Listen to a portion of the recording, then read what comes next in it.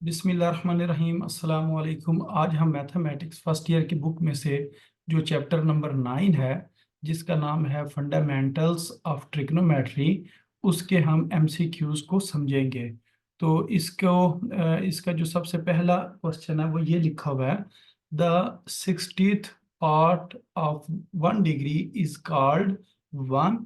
किसके बराबर है? मसलन जो 1 डिग्री है उसका अगर हम 60वां हिस्सा लें तो वो किसके बराबर होता है? तो वो हमें पता है कि 1 डिग्री का अगर हम 1 डिग्री को हम 60 हिस्सों में डिवाइड करें, जो 60वां हिस्सा होगा वो 1 मिनट के बराबर होगा। तो इस जगह पर हम ये कह सकते हैं कि जो डिग्री का 60वां हिस्सा है वो 1 मिनट है। जिस तरह यूँ समझें कि डिग्री से मुराद 1 घंटा है। 1 घंटे के अगर हम 60 हिस्से करें तो जो एक हिस्सा होगा या 60वां हिस्सा होगा वो किसके बराबर होगा? मिनट के बराबर होगा। तो अब इससे जो नेक्स्ट क्वेश्चन है उसके अंदर वो ये कह रहे हैं 1/4 रोटेशन एंटी क्लॉकवाइज वो किसके बराबर होगी? तो मसलन अगर ये पूरा एक सर्कल है, इसके आपने 4 जो है हिस्से कर लिए, तो 4 में से एक एंटी क्लॉकवाइज यानी कि इस पॉइंट तक, तो ये हमें पता है ये वाली जगह होती है 90, तो ये वाली जगह होती है 180, और ये वाली नीचे वाली जगह होती है 270, और ये वाली जगह होती है 360। तो 4 में से एक आपने यानी कि 1/4, इसको कहेंगे 1/4 जो रोटेशन है वो किसके बराबर होगी जी? 90 डिग्री के बराबर होगी। उससे जो अगला क्वेश्चन है उसके अंदर वो ये कह रहे हैं कि बताएं कि इन 2 आवर 2 घंटों के अंदर यानी कि 2 घंटे अगर टाइम हो, the hour hand of the clock turn an angle equal. अगर दो बज रहे हो, मसलन ये घड़ी है, घड़ी के ऊपर अगर 2 बज रहे हो, एक सुई 12 के ऊपर हो और एक सुई 2 के ऊपर हो, तो ये एंगल कितना बनेगा? तो अगर तो ये सुई होती ना 3 के ऊपर तो ये 90 डिग्री बन जाना था। तो अगर ये किसके ऊपर होती? 3 के ऊपर होती है, और ये 12 के ऊपर होती है। तो यहाँ से हमें ये पता चला कि अगर ये 90 इधर बनता है तो इस जगह पर कितना होगा? 30 डिग्री होगा। तो फिर 2 के ऊपर कितना होगा? 60 डिग्री होगा। 3 के ऊपर कितना होगा? 90 डिग्री होगा। तो अगर 2 बज रहे हैं तो इसका मतलब 60 डिग्री। तो 60 डिग्री को अगर हम पाई की फॉर्म में लिखें तो हम यूं लिखेंगे 180 डिग्री डिवाइडेड बाय 3। तो 180 डिग्री डिवाइडेड बाय 3 किसके बराबर होता है जी? 60 डिग्री के बराबर होता है। तो 180 को हम लिख सकते हैं पाई, तो इसको हम पाई बाय 3 भी लिख सकते हैं। तो ये इसकी फॉर्म बन गई पाई/3 यानी कि 60 डिग्री। तो अगर 2 घंटे हो रहे हैं घड़ी के ऊपर तो इसका मतलब है कि वो 60 डिग्री के बराबर है। इससे जो अगला क्वेश्चन है इसके अंदर वो ये कह रहे हैं अगर 1 घंटा टाइम गुजरे तो फिर बताएं कि वो कितना एंगल बनाएगा। तो वो हमें पता है अगर 1 बज रहा हो तो फिर जो एंगल बनता है वो 30 डिग्री बनता है। 2 बज रहे हो तो 60 डिग्री, और 3 बज रहे हो तो फिर 90 डिग्री। तो अब 1 घंटा, 1 घंटे के लिए 30 डिग्री, जब 30 डिग्री किस तरह बनता है? पाई/6। पाई का मतलब होता है 180 डिग्री। 180 डिग्री को अगर हम 6 पे डिवाइड करें तो हमारे पास कितना आ जाता है? 30 डिग्री आ जाता है। इसका आपको मैं एक और आसान तरीका बताता हूँ। मसलन अगर लिखा हो ना पाई/6, अगर नीचे 6 लिखा हुआ है ना तो इसका मतलब यहाँ पर 3 आएगा। यानी कि अगर इधर 6 है तो इधर 3 आएगा, यानी कि 30 आएगा। इसी तरह अगर नीचे लिखा हो ना 3, तो इसका मतलब ये 3 है तो इधर 6 आएगा, यानी कि 6 और 3 आपस में एक दूसरे का समझ लें रेसिप्रोकल है।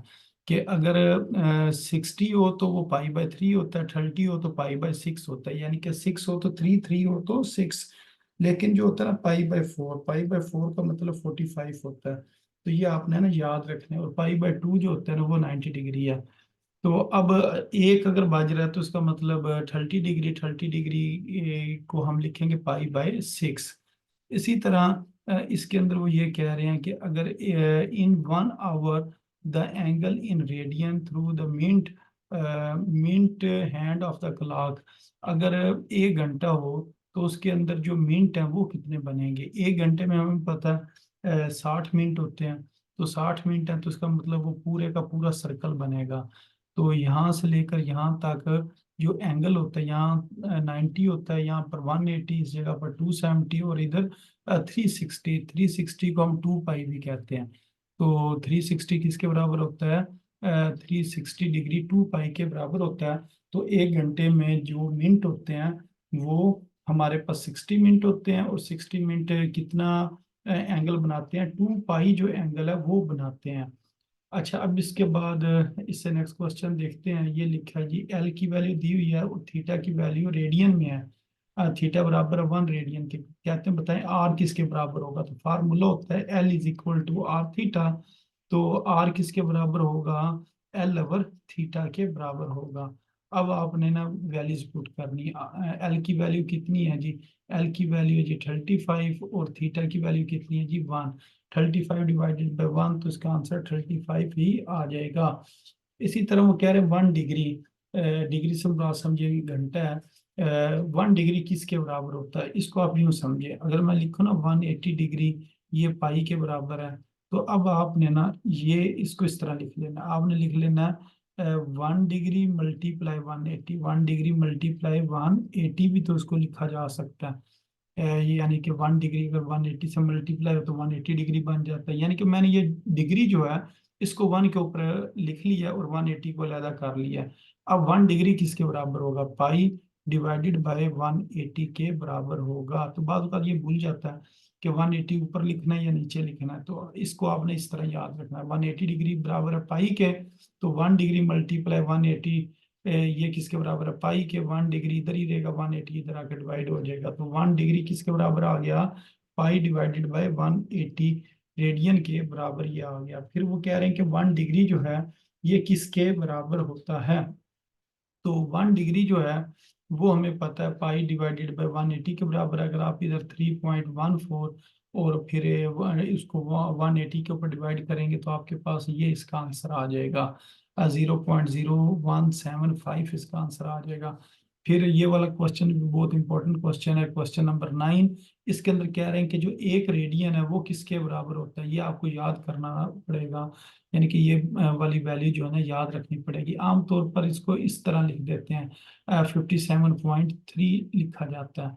लेकिन अगर ज्यादा डेसिमल पॉइंट के बाद ज्यादा रकमें लिखनी हो तो फिर ये 296 लिखते हैं, यानी कि इसको लहदा लहदा पढ़ते हैं। 296, 57.296 डिग्री के ये बराबर होता है कौन? 1 रेडियन इसके बराबर होता है। उसके बाद लिखा हुआ है 5 पाई बाय 4 रेडियन किसके बराबर होगा? तो इधर आप लिखें 5, नीचे लिखें 4, और पाई की जगह पर 180 डिग्री लिख दें। अब जब 180 को आपने 5 से मल्टीप्लाई करना है और जो आंसर आएगा उसको आपने 4 पर डिवाइड करना है, तो फिर आपके पास आंसर आ जाएगा 225। इसका आंसर आ जाएगा। यहाँ पहले इसको आप डिवाइड कर लें, 180 को 4 पे डिवाइड कर लें, फिर जो आंसर है उसको 5 से मल्टीप्लाई करें, या इन दोनों को पहले मल्टीप्लाई कर लें और फिर बाद में 4 पे डिवाइड कर दें। दोनों तरीके ही ठीक हैं। अच्छा, उसके बाद ये लिखा हुआ 2 पाई बाय 3, ये किसके बराबर होता है? तो ये 2 लिखा और ये 3 लिखा, और पाई किसके बराबर है? 180 डिग्री के बराबर है। तो 3 के टेबल पर 180 कब आता है? हमें पता है 360 टाइम्स 180 होता है। अब 60 को जब आप मल्टीप्लाई करेंगे 2 के साथ तो 62 टाइम्स 120 होता है। तो इसका इस तरह आंसर आ जाएगा। तो ये आप लिखा 3 पाई बाय 4 रेडियन, ये किसके बराबर होगा? ये लिखा 3/4 रेडियन किसके, यानी कि पाई किसके बराबर होता है जी? 180 के बराबर होता है। तो अगर हम 180 को 4 पे डिवाइड करें तो कितना आएगा? 45 आ जाएगा। यानी कि इन दोनों को अगर मैं सॉल्व करूं तो इस जगह पर 45 आ गया। 45 को जब आप 3 से मल्टीप्लाई करेंगे तो 135 इसका आंसर आ जाएगा। अच्छा, अब उसकी से अगला क्वेश्चन है, वो कह रहे हैं एरिया ऑफ सेक्टर जो है इसका बताएं, इसका फार्मूला क्या है अगर उसका रेडियस आर हो? तो इसको भी आपने याद रखना है कि एरिया ऑफ सेक्टर का फार्मूला होता है 1/2 r² थीटा। मसलन सेक्टर से मुराद ये है कि मसलन ये अगर आपके पास एक सर्कल है तो यहाँ ये इसका सेंटर है, ये इसका रेडियस है, ये भी इसका रेडियस है। अब ये जो आपके पास सेक्टर बन जाता है ना, यानी कि इस तरह की जो चीज बन जाती है, इसका एरिया जो है वो फाइंड करने का फार्मूला होता है 1/2, यानी कि एरिया बराबर होता है 1/2 आर स्क्वायर थीटा के ये बराबर होता है। तो ये इसका आंसर होगा। अच्छा, उसके बाद इससे जो नेक्स्ट क्वेश्चन है वो ये कह रहे हैं कि बताएं 765 जो है इसकी वैल्यू किसकी वैल्यू के इक्वल होगी इनमें से। तो हमें पता है 765 है, तो इसको हम यूँ लिख सकते हैं 720 प्लस 45 डिग्री। इस तरीके से इसको लिखा जा सकता है। 720 का मतलब ये है कि अगर हम एक सर्कल पूरा करें तो कितना हो जाता है 360, और दोबारा एक और सर्कल पूरा करें 360 वो कितना हो जाता है 720। तो ये वाली चीज बीच में से खत्म हो जाती है।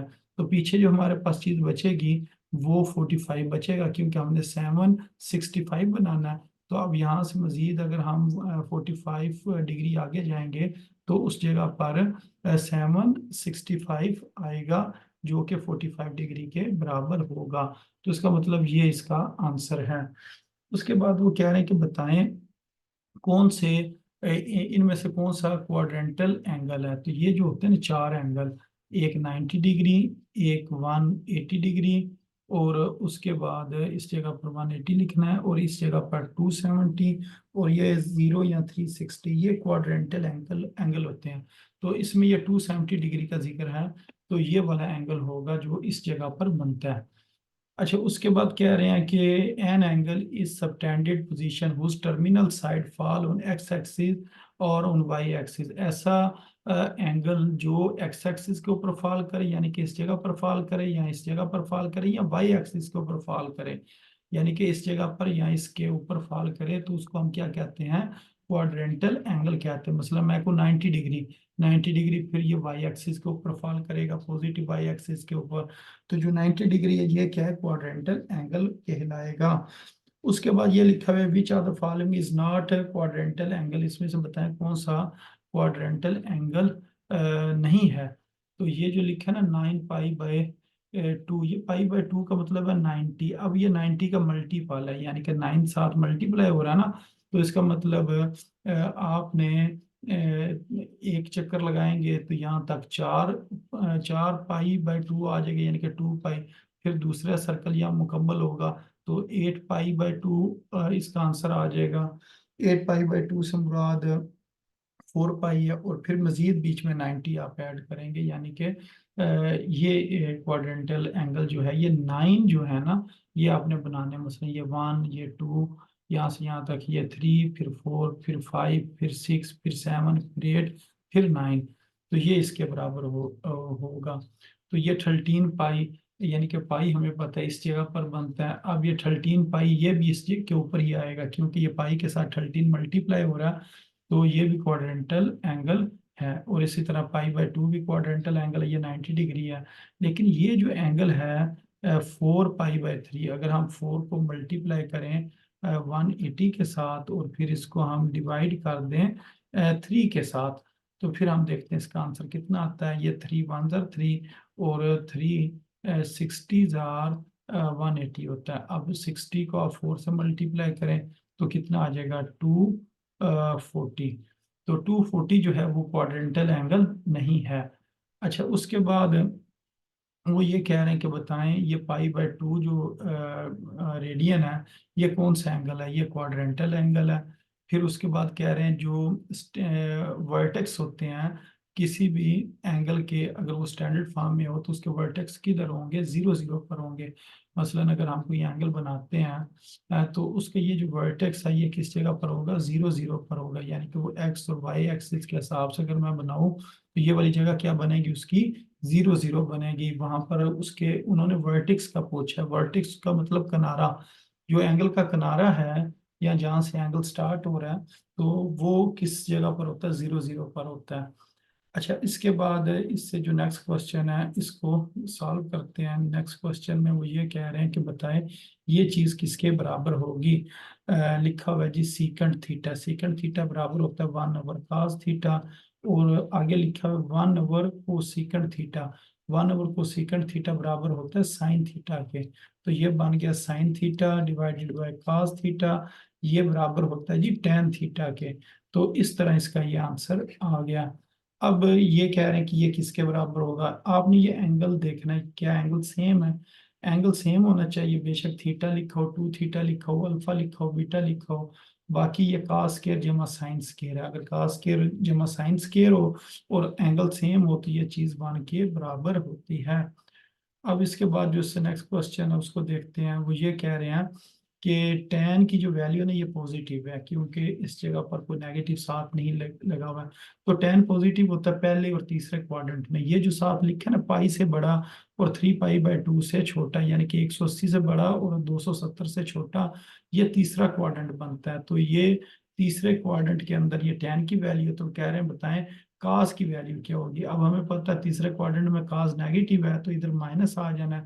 बाकी इसको अगर मैं यूं बनाऊं, ट्राई बनाऊं, तो ये अगर थीटा है तो थीटा के सामने परपेंडिकुलर है, इधर परपेंडिकुलर कितना है 8, और इसकी बेस कितनी है 15 है। अगर इसके ऊपर आप पैथागोरस थ्योरम लगाएंगे तो पैथागोरस थ्योरम लगाने के बाद जो आपके पास वैल्यू निकलेगी वो इस जगह पर आएगी 17। अब कास थीटा आपने लिखना है, कास थीटा बराबर होता है बेस ओवर हाइपोटेन्यूज, तो 15/17, और साथ जो माइनस है वो तीसरे क्वाड्रेंट की वजह से आएगा। तो ऊपर 15 आ जाएगा और नीचे क्या आ जाएगा 17 आ जाएगा। उसके बाद काज माइनस थीटा, ये किसके बराबर होता है काज थीटा की। इसकी वजह क्या है, इसकी वजह ये है अगर मैं कहूँ जी 45 डिग्री, तो 45 डिग्री किधर को बनेगा पहले क्वाड्रेंट में। और अगर मैं कहूँ -45 डिग्री, तो -45 डिग्री किधर बनेगा निचले खाने में। इसी तरह मैं कहूँ थीटा, तो थीटा पहले क्वाड्रेंट में बनता है और माइनस थीटा चौथे क्वाड्रेंट में बनता है। तो काज माइनस थीटा से मुराद है चौथा क्वाड्रेंट। चौथे क्वाड्रेंट में काज क्या होता है पॉजिटिव होता है, इस वजह से ये इसका माइनस खत्म हो जाएगा और खाली इस जगह पर थीटा आ जाएगा। इसी तरह सीकंड माइनस थीटा, तो सीकंड भी चौथे क्वाड्रेंट में पॉजिटिव होता है। तो माइनस थीटा में बता रहा है एंगल, तो ये एंगल कौन सा है जी चौथे क्वाड्रेंट के अंदर एंगल बन रहा है। फिर कह रहे हैं कि बताएं अगर यहाँ इसका तो ये जवाब आ गया। वो कह रहे हैं काट पॉजिटिव हो और साइन नेगेटिव हो, काट पॉजिटिव हो और साइन नेगेटिव हो तो वो कौन सा क्वाड्रेंट होता है। तो हमें पता है टेन और काट तीसरे क्वाड्रेंट के अंदर पॉजिटिव होते हैं और पहले क्वाड्रेंट में पॉजिटिव होते हैं, लेकिन जो साइन है ये नेगेटिव होता है तीसरे क्वाड्रेंट में और चौथे में भी होता है। तो ये दोनों चीजें जो मैच कर रही हैं कि काट पॉजिटिव हो और साइन नेगेटिव हो, तो वो हमें पता है वो तीसरा क्वाड्रेंट होता है। तीसरे क्वाड्रेंट के अंदर साइन नेगेटिव होता है और काट पॉजिटिव होता है। अच्छा, उसके बाद जो इससे नेक्स्ट क्वेश्चन है, ये लिखा हुआ साइन इनवर्स 0 और साइन इनवर्स काज इनवर्स 0 ये किसके बराबर होगा। तो ये जो चीज़ है ये बराबर है जी 90 डिग्री के। वो किस तरह, मसलन ये जो होता है ना काज जीरो जो है, यानी कि काज की वैल्यू जीरो कब आती है 90 डिग्री पर आती है। तो काज 90 जो होता है वो जीरो के बराबर, जिस तरह मैं कहूँ ना काज 90, तो काज 90 किसके बराबर होगा जीरो के बराबर होगा। और 90 किसके बराबर होगा काज इनवर्स जीरो। तो 90 को हम पाई/2 लिख सकते हैं। और ये जो साइन जीरो, तो वो वैसे ही जीरो होता है, साइन की वैल्यू जीरो वो जीरो के ऊपर होती है। 0 + पाई/2 वो पाई/2, इसका आंसर आ जाएगा। अब उससे अगला क्वेश्चन है, इसके अंदर सिर्फ वैल्यूज पुट करनी है। मसलन ये स्क्वायर रूट 2 लिखा और साइन स्क्वायर रूट साइन 45 वो बराबर होता है 1/√2 के बराबर होता है, प्लस 1/√2। और ये है कोसिकेंट 45, कोसिकेंट 45 इसका मतलब ये साइन 45 का रेसिप्रोकल है। तो इसको हम लिखेंगे √2 डिवाइडेड बाय 1। अगर साइन 45 होता तो 1/√2 लिखना था, अब क्योंकि कोसिकेंट 45 है तो इसको √2 डिवाइडेड बाय 1 लिखेंगे। तो इसने इधर कैंसिल हो जाना है, इसने इधर कैंसिल हो जाना है, तो इधर बचना है 1+1। 1+1 किसके बराबर होता है ये 2 के बराबर होता है। तो इस तरह इसका ये आंसर आ जाएगा। अब उससे जो नेक्स्ट क्वेश्चन है वो ये कह रहे हैं कि साइन पॉजिटिव है, तो साइन पॉजिटिव किस में होता है पहले में और दूसरे में। इधर उन्होंने बताया है कि ये क्वाड्रेंट कौन सा है 90 से बड़ा है और 180 से छोटा है, ये दूसरा क्वाड्रेंट है। तो दूसरे क्वाड्रेंट में काज क्या होता है नेगेटिव होता है। अब इसके अगर आप बेशक ट्राइंगल बना के इसको सॉल्व कर लें, वो आपकी मर्जी है। ये परपेंडिकुलर 1 है और हाइपोटेन्यूज इसकी 2 है। तो यहाँ से अगर आप चाहें तो ये तीसरी साइड निकाल सकते हैं पाइथागोरस थ्योरम लगा के। और दूसरा तरीका ये है कि जो कास थीटा होता है वो बराबर होता है 1 - sin² थीटा के बराबर होता है। तो ये आपने याद रखना है। दूसरे क्वाड्रेंट में कास नेगेटिव होगा। बाकी जब आप इसको सॉल्व करेंगे तो इसकी ये वाली साइड भी निकल आएगी। तो इसको चले मैं सॉल्व कर देता हूँ। ये मैं कहता हूँ ये बेस है। तो ये आएगा जी 2 का स्क्वायर बराबर है बेस का स्क्वायर जमा 1 का स्क्वायर। तो 2 का स्क्वायर कितना होता है 4 बराबर आ गया जी इधर बी का स्क्वायर और +1 और +1 इधर आके क्या हो गया जी -1 हो गया बी का स्क्वायर। यानी कि 3 बराबर है बी के स्क्वायर। और इसका अगर हम स्क्वायर रूट लें तो ये स्क्वायर रूट 3 जवाब आ गया जी बी का। तो बी बराबर है स्क्वायर रूट 3 के बराबर है। अब हमने अगर कास की वैल्यू निकालनी है तो कास की वैल्यू होगी बेस डिवाइडेड बाय हाइपोटेन्यूज। तो बेस इसका स्क्वायर रूट 3 और इसके जो हाइपोटेन्यूज है वो कितना है 2 है। तो अब इसका जो जवाब होगा वो ये वाला है। तो इसका मतलब ये वाला जो निशान है ये गलत लगा हुआ है, ये गलत है और ये वाला इसका ठीक है। तो उसके बाद इससे जो नेक्स्ट क्वेश्चन है वो कह रहे हैं जी tan थीटा जो है वो 1/√3 है। और tan हमें पता है ये पॉजिटिव है। तो tan पॉजिटिव किस में होता है पहले और तीसरे में। तो ये बता रही है तीसरा क्वाड्रेंट है। कहते हैं बताएं काट किसके बराबर होगा। तो काट इसका रेसिप्रोकल होगा। वो 1/√3 लिखा है इसको हम लिखेंगे जी √3/1। वो √3 के बराबर आ जाएगा। इसी तरह वो कह रहे हैं कि बताएं कि कास थीटा 1/√2 कब आता है थीटा की किस वैल्यू पर आता है। वो हमें पता है कास 45 डिग्री जो हो वो 1/√2 के बराबर होती है। तो इस जगह पर हम क्या लिख देंगे 45 डिग्री। तो इसका मतलब है कास 45 जो है वो 1/√2 के बराबर होता है। इसी तरह साइन की क्या वैल्यू हो तो वो √3/2 होते हैं। वो हमें पता है साइन 60 जो है वो इस चीज के बराबर होता है। तो हम यहाँ कहेंगे कि एंगल वो किसके बराबर है जी 60 डिग्री के बराबर है। अब उसके बाद ये क्वेश्चन है काज -60। तो माइनस तो इसका खत्म हो जाएगा। ये आएगा जी काज 60। तो काज 60 हमें पता है वो बराबर होता है जी 1/2 के बराबर होता है। तो इसका आंसर आ जाएगा 1/2। उसके बाद कह रहे हैं कि बताएं ये जो -330 है ये किसके बराबर होता है इन तीनों में से। अगर तो आप एंटी क्लॉकवाइज जाएं यहाँ से यहाँ इस जगह तक।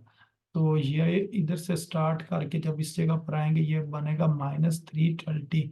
और अगर इसको क्लॉकवाइज इस तरफ जाएं तो वो बनेगा 30 डिग्री। क्योंकि यहाँ से अगर वो मजीद 30 पॉइंट आगे आता है यहाँ 30 डिग्री आगे आता तो -360 बनना था। तो अब यहाँ से इस तरफ ये होते हैं को टर्मिनल एंगल। तो -330 वो बराबर होता है 30 डिग्री पॉजिटिव के। ये इसके बराबर आएगा। उसके बाद जो इससे नेक्स्ट क्वेश्चन है उसको देखते हैं। ये लिखा हुआ है साइन स्क्वायर जमा कास स्क्वायर ये 1 के बराबर है। अब कास स्क्वायर जमा साइन स्क्वायर एंगल जो मर्जी हो लेकिन सेम होना चाहिए। तो एंगल दोनों जगह पर सेम ही लिखा हुआ है। कास स्क्वायर जमा साइन स्क्वायर ये भी 1 के बराबर होगा। तो ये वाला जो फार्मूला होता है ना अगर हम इसको डिवाइड करते हैं मसलन ये लिखा है साइन स्क्वायर जमा कास स्क्वायर ये किसके बराबर है जी 1 के बराबर है। अगर इसको मैं डिवाइड कर दूं किसके साथ कास स्क्वायर के साथ इधर भी डिवाइड कर देता हूँ इधर भी डिवाइड कर देता हूँ और इस जगह पर भी कास स्क्वायर थीटा से डिवाइड कर देता हूँ। तो ये बन जाएगा tan थीटा और tan स्क्वायर थीटा +1 और 1/cos बराबर होता है सीकेंड के और उसके ऊपर भी स्क्वायर आ जाएगा। तो 1 + tan स्क्वायर थीटा ये किसके बराबर होता है जी सीकेंड स्क्वायर थीटा के। तो ये इस तरह इसका ये आंसर आ जाएगा। अच्छा अब इसका आपने बताना है जी आंसर किसके बराबर है। तो इसको अगर हम सॉल्व करें कॉट स्क्वायर थीटा तो ये एक हमारे पास फार्मूला होता है 1 + कॉट स्क्वायर थीटा ये बराबर होता है कोसिकेंट स्क्वायर थीटा के बराबर होता है। तो कॉट स्क्वायर थीटा की क्या वैल्यू आ जाएगी कॉट स्क्वायर थीटा आ जाएगा जी कोसिकेंट स्क्वायर थीटा -1 के बराबर आ जाएगा। अच्छा अगर मैं इस जगह पर वैल्यू पुट करूं इसकी वैल्यू मैं पहले पुट करता हूँ ये आ जाएगा जी कोसिकेंट स्क्वायर थीटा -1 और ये आगे क्या लिखा हुआ है जी ए माइनस कोसिकेंट स्क्वायर थीटा। ये और ये कट जाएगा और पीछे -1 इसका आंसर आ जाएगा। इसी तरह ये लिखा हुआ है कि secant square theta minus tan square theta ये किसके बराबर है? अगर ये टेन स्केयर इधर पॉजिटिव है तो दूसरी तरफ जाकर माइनस हो जाएगा। Second square theta minus tan square theta वो वन के बराबर आ जाएगा। तो इस तरह इसका आंसर ये क्या है? वन है। तो ये क्वेश्चन कुछ इस तरीके से सॉल्व होने थे। तो उम्मीद है आपको इन क्वेश्चंस की भी समझ आ गई होगी कि इनको किस तरह सॉल्व करना था। तो अपनी दुआओं में याद रखें। अस्सलाम वालेकुम व रहमतुल्लाहि व बरकातुहू।